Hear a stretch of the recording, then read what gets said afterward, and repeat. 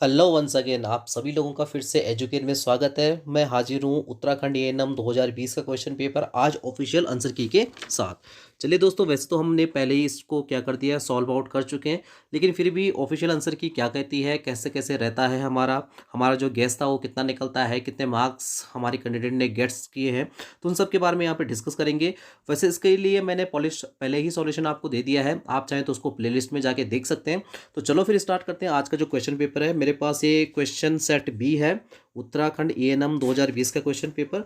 तो चलिए स्टार्ट करते हैं। सबसे पहले वही चीज़ है जो मैंने आंसर आपको बताए हैं, लगभग लगभग सारे वही हैं।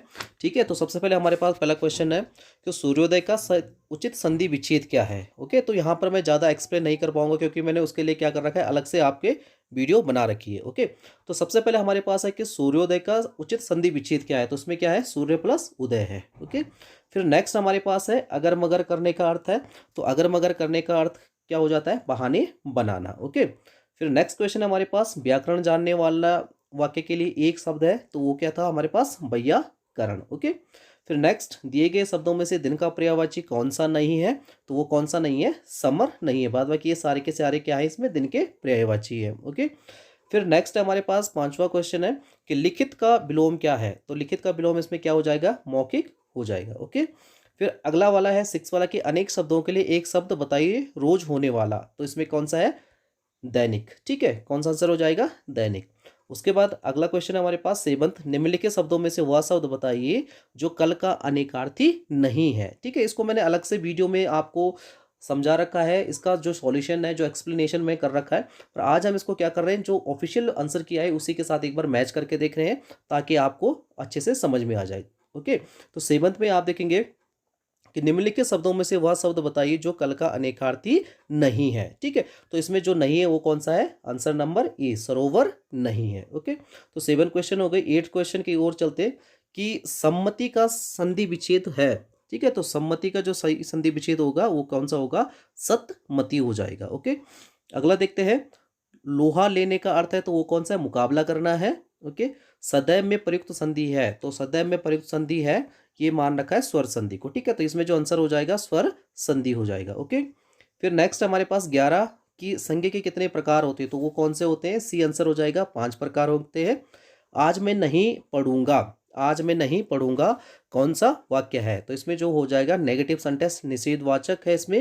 ओके, नेक्स्ट हमारे पास आता है 13 नंबर वाला, निम्नलिखित में अशुद्ध शब्द कौन सा है, तो इसमें जो अशुद्ध शब्द है वो कौन सा, नक्षत्र। ओके, फिर 14 वाला है हमारे पास कि निम्नलिखित में से घर का पर्यायवाची शब्द नहीं है, तो घर का जो पर्यायवाची शब्द नहीं है वो कौन सा नहीं है, पावक। मैंने पहले बता रखा था, पावक जो होता है वो आग के लिए प्रयुक्त होता है। ओके, फिर है हमारे पास अक्ष त्र ज्ञा में तीनों तीनों कौन सा व्यंजन है। ठीक है, तो कौन सा व्यंजन है ये आप सभी को पता होना चाहिए।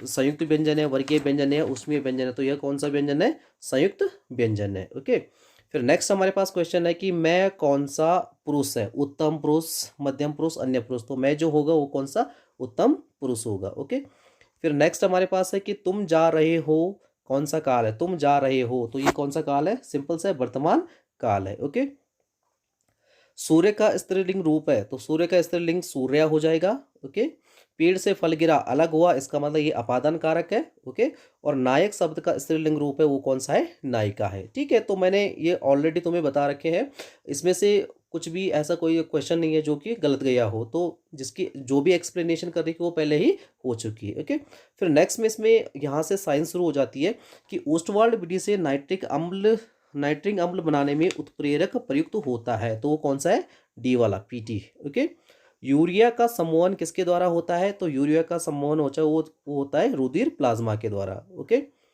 टिटनेस रोग किसके द्वारा होता है, तो टिटनेस रोग जो होता है वो होता है किसके द्वारा, जीवाणु के द्वारा। ओके, कृत्रिम वर्षा करने के लिए प्रयुक्त होने वाला रसायन है, तो कृत्रिम वर्षा करने के लिए प्रयुक्त होने वाला जो रसायन है वो कौन सा है, AgL, फर्स्ट वाला। ओके, जड़त्व का नियम कहते हैं न्यूटन का प्रथम, द्वितीय, तृतीय या सभी को, तो इसमें आएगा फर्स्ट वाला, प्रथम नियम कहते हैं। ओके, यदि तापमान बढ़ाने पर विद्युत चालकता बढ़ती है तो ऐसे पदार्थ को कहते हैं, यदि तापमान बढ़ाने पर विद्युत चालकता बढ़ती है तो ऐसे पदार्थ को कहते हैं, तो ऐसे पदार्थ को क्या कहते हैं, चालक कहते हैं। ठीक है, कंडक्टर होते हैं जो।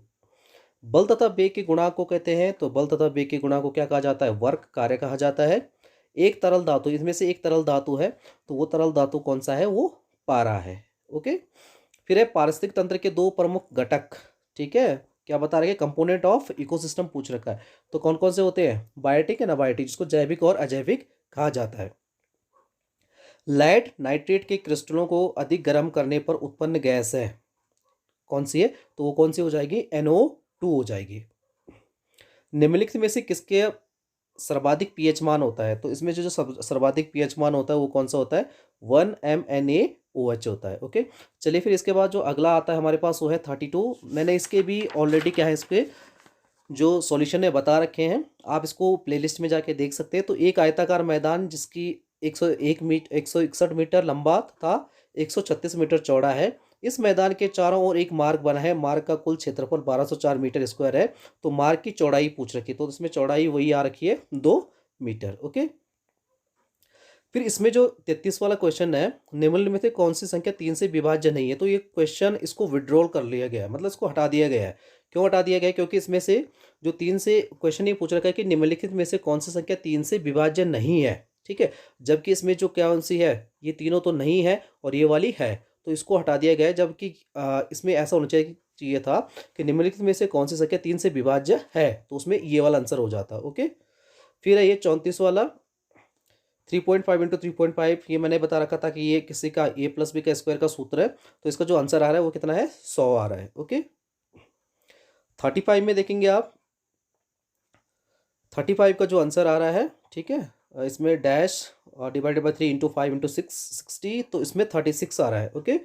फिर है 36 वाला के दो विद्यार्थियों की आयु का अनुपात 3:2 है। उनमें से एक दूसरे से 5 वर्ष बड़ा है तथा छोटे विद्यार्थी की आयु कितनी है? तो x का मान हमारे पास कितना निकला था? x का मान हमारे पास निकला था 5, ठीक है। तो इसमें कितना आ गया था? 10 वर्ष, ठीक है। कितना साल था? 10 वर्ष। यदि 24 वस्तुओं का क्रय मूल्य 18 वस्तुओं के विक्रय मूल्य के बराबर है तो लाभ प्रतिशत बताइए। तो इसमें जो लाभ प्रतिशत आ रहा है वो कितना आ रहा है? 25%। 38 वाला है कि एक बेलन का आयतन 88 घन सेंटीमीटर और बेलन के आधार की त्रिज्या 2 सेंटीमीटर है, तो बेलन की ऊंचाई h पूछ रखा है, ठीक है। तो बेलन की ऊंचाई कितनी हो जाएगी? 7 सेंटीमीटर। ओके। 10,000 रुपये का 3% चक्रवृद्धि ब्याज की दर से 2 वर्ष का मिश्र धन होगा। तो मैंने इसका सॉल्यूशन भी तुम्हें बता रखा है। तो इसका जो सॉल्यूशन बता रखा था कि चक्रवृद्धि ब्याज, ठीक है, तो चक्रवृद्धि ब्याज का जो सूत्र पहले ही बता रखा मैंने, P × 1 + R/100 का n, ठीक है। तो इसको जो आंसर आ रहा है वो कितना आ रहा है? 10,609 इसका आंसर आ रहा है। ओके। चलिए अगले क्वेश्चन की ओर चलते हैं।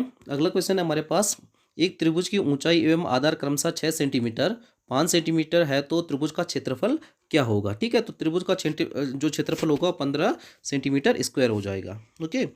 अगला क्वेश्चन है 41, एक बल्लेबाज ने 6 पारियों में निम्नलिखित रन बनाए, तो उनका औसत बताना। ठीक है। तो सभी को जोड़ने के बाद इसे 6 से मैंने बताया था कि क्या करना था? डिवाइड करना था। तो इसका जो आंसर है वो कितना है? 47, यानी सी। ओके। 42, ये द्विघातीय समीकरण वाला आंसर था। तो द्विघातीय समीकरण वाले आंसर में जो आंसर आ रहा है वो क्या है? ऑल ऑफ दीज आ रहा है। ओके। 2/5 मीटर को सेंटीमीटर में बदलना था, तो इसका क्या आ रहा है? 40 आंसर आ रहा है इसका। 40 यानी बी वाला आंसर हो जाएगा इसका। चलिए उसके बाद अगला है हमारे पास कि एक वस्तु को कहाँ पर, एक वस्तु को 625 रुपये में बेचने से उतना ही लाभ होता है जितना कि उसे 435 रुपये में बेचने से हानि होती है। इस वस्तु का क्रय मूल्य कितना है? ठीक है। तो इस वस्तु का जो क्रय मूल्य है वो कितना है? 530 रुपये। ओके। एक घनाकार जलाशय की गहराई कितनी होगी? उसका आयतन कितना है? 729 घन मीटर है। ठीक है। तो इसका मैंने बता दिया था कि जो जलाशय है तो इसको कैसा निकालना है, उसका सबसे पहले ए का क्यूब करके। ठीक है। तो इसका जो आंसर आ रहा है वो कितना आ रहा है? 9 मीटर आ रहा है। ओके। क्या आ रहा है? 9 मीटर आ रहा है। ओके। सो 90 किलोमीटर प्रति घंटा को मीटर प्रति सेकंड में बदलें। ठीक है। 46 वाला है। तो इसका कितना आंसर आ जाएगा? 1500 आंसर आ जाएगा। ओके। एक त्रिभुज के दो कोण 70 डिग्री व 45 डिग्री को तीसरे कोण का मान क्या होगा? तो हमें पता है कि त्रिभुज के तीनों कोणों का मान 180 डिग्री होता है। तो इसमें जो आंसर आ रहा है वो कितना आ रहा है? 65, यानी डी वाला। ओके। फिर है कि संख्या 39872 का सन्निकटवां हजारवां मान। तो इन्होंने जो मान रखा है वो मान रखा है 339,900, ओके, हजारों मान, ओके। निम्नलिखित में से कौन सी संख्या अपरिमेय है? अपरिमेय जो मान रखा है वो 49 में सी इसका क्या हो जाएगा? अपरिमेय संख्या हो जाएगी, ओके। फिर है 50 की अनुपात 1:2, 2:3, और 3:4 का मिश्रित अनुपात है, तो वो कौन सा है? 9/16, ठीक है, 9/16 इसका। फिर एक इसका लघुत्तम समापवर्तन निकालना है, 23, 40, 48 और 45 का, ठीक है। तो ये वाला क्वेश्चन भी क्या कर रखा है? विड्रॉ मतलब हटा रखा है, ठीक है।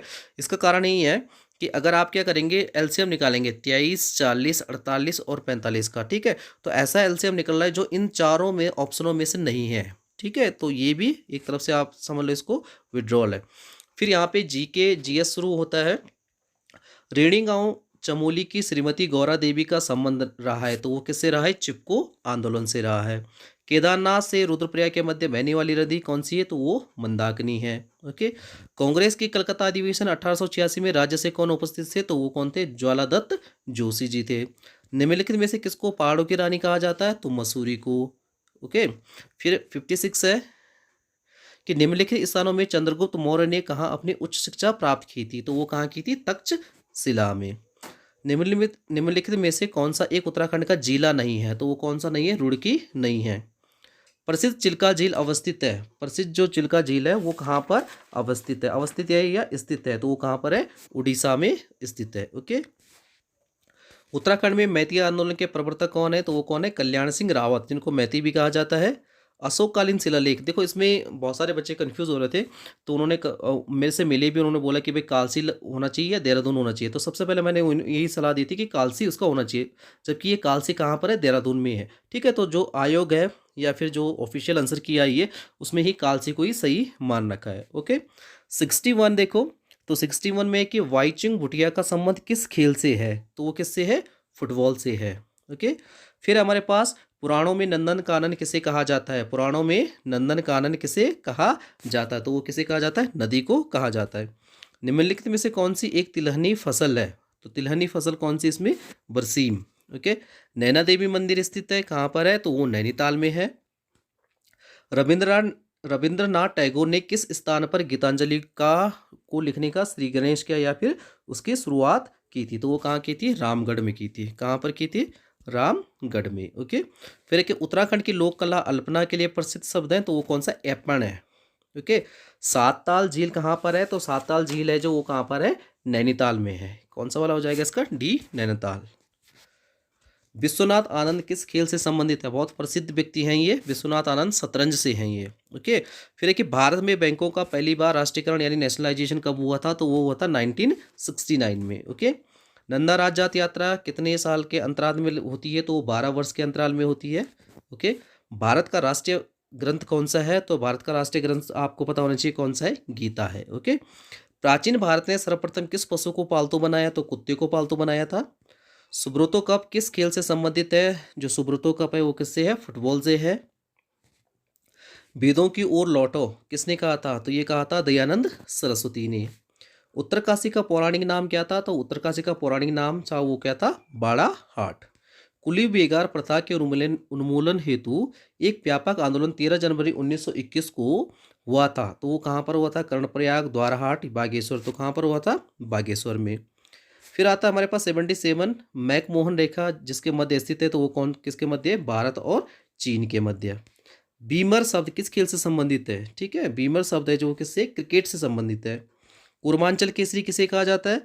तो कूर्मांचल केसरी जो कहा जाता है वो किसे कहा जाता है? बद्रीदत्त पांडे को, ओके। निम्न में से पाताल भुवनेश्वर क्या है? गुफा है, ताल है, क्या है? तो पाताल भुवनेश्वर क्या है? एक गुफा है, ओके। अब इसके बाद जो अगला वाला है हमारे पास वो है हमारे पास 81 में, और 81 में आपको पता होना चाहिए कि सत्यमेव जयते, मैंने जो सॉल्यूशन बताया था, सॉल्यूशन में मैंने सारे क्वेश्चन करवा रखे हैं और अच्छे से एक्सप्लेन भी किया है, ओके। तो सत्यमेव जयते कहाँ से लिया गया? मुंडकोपनिषद से लिया गया। गुरुमुखी लिपि के जनक कौन है? तो गुरु अंगद हैं, ओके। पृथ्वी का उपग्रह पूछ रखा है, सैटेलाइट ऑफ अर्थ, तो वो कौन सा है? चंद्रमा है इसमें।